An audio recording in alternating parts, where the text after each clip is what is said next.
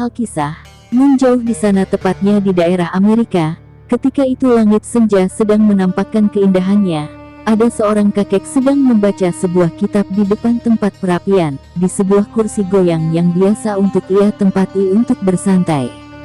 Musim dingin sedang melanda di daerah tersebut, hingga sebagian rumah penduduk menghidupkan perapian yang berada di rumahnya masing-masing untuk menghangatkan badan. Seorang kakek itu terlihat khusyuk dan hikmat ketika membacanya, ditambah lagi dengan sedikit angin sepoi yang masuk ke dalam ruangan itu, menjadikan syahdu suasana. Rumah itu tampak sederhana dari luar, tetapi terasa nyaman ketika berada di dalamnya, rapi dan tertata. Tak jauh dari tempat duduknya si kakek, terlihat seorang bocah kecil sedang asyik dalam dunianya. Ia sedang menggambar sebuah mobil di atas kertas gambarnya. Cucu satu-satunya itu sangat disayangi oleh si kakek tersebut. Melihat kakeknya membaca dengan khusyuk, si cucu yang baru berumur 7 tahun ini penasaran. Yang dibaca kakek itu apa sih? Kok bahasanya aneh? Tanya si cucu yang tangannya masih sibuk menggambar. Si kakek yang sedang membaca kitab, seketika itu menghentikan bacaannya, lalu menatap ke arah cucu tersebut. Ini adalah Al-Quran nak, ini adalah kitab milik agama kita, kelak kamu juga akan belajar. Kenapa kakek membacanya? Apakah kakek mengerti bahasanya? Tanya si cucu dengan polosnya. Kemudian menghentikan kesibukan tangannya dan memandang ke arah kakeknya.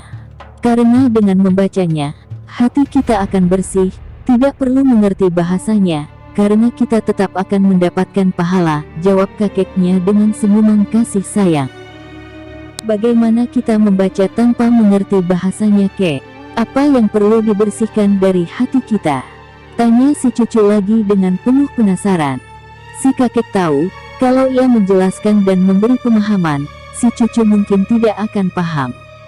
Dan kemudian si kakek memutuskan untuk melakukan sesuatu. Sebuah keranjang kotor. Baik nak, sekarang coba kamu lihat keranjang yang berada di dekat perapian itu, dan silahkan kamu mengambil air di sungai yang berada di belakang rumah. Lalu kamu bawa air itu kemari, nanti akan kakek jelaskan maksudnya. Si kakek menunjuk sebuah keranjang yang sangat kotor, karena bekas untuk mengambil kayu-kayu yang digunakan untuk perapian, ditambah lagi bagian bawah keranjang terlihat banyak lubang. Tanpa banyak bertanya, kemudian si cucu mengambil keranjang itu dan menuruti perintah si kakek. Saat sampai di sungai belakang rumah, si cucu kemudian mengambil air menggunakan keranjang sampai penuh dan membawanya masuk ke dalam rumah. Tetapi belum juga sampai depan pintu, air yang berada di keranjang itu tinggal sedikit, dan ketika ingin memberikan keranjang itu kepada si kakek, airnya sudah tidak ada. Kenapa tidak ada airnya? Coba kamu ambil lagi, perintah si kakek karena di dalam keranjang tidak ada air sama sekali. Kemudian si cucu kembali lagi ke sungai dan mengambil air dengan keranjang yang tadi dan kemudian akan diberikan kepada si kakek. Tapi sampai di depan pintu, lagi-lagi airnya sudah habis duluan, kemudian ia kembali lagi ke sungai untuk mengambil air. Keranjang ini nggak bakalan bisa terisi air dengan penuh, karena banyak lubang di bawahnya. Lapor si cucu dengan nada yang kesal dan wajah murung. Si kakek tersenyum dan kemudian menyuruh si cucu untuk duduk di pangkuannya. Kakek tahu keranjang itu tidak akan bisa terisi air karena banyak lubang di bawahnya. Sambil mengusap rambut si cucu, si kakek melanjutkan. Tapi, apakah kamu tahu nak apa yang terjadi pada keranjang itu? Coba lihat keranjang yang kamu bawa tadi untuk mengambil air. Tadi keranjang itu sangatlah kotor, sangat dekil, tapi lihatlah sekarang, keranjang itu menjadi bersih, menjadi indah lagi, walau tidak bisa membawa air, tapi kamu sudah dapat membersihkannya tanpa sepengetahuanmu. Si cucu melihat ke arah keranjang tadi, dan mengiyakan perkataan kakeknya.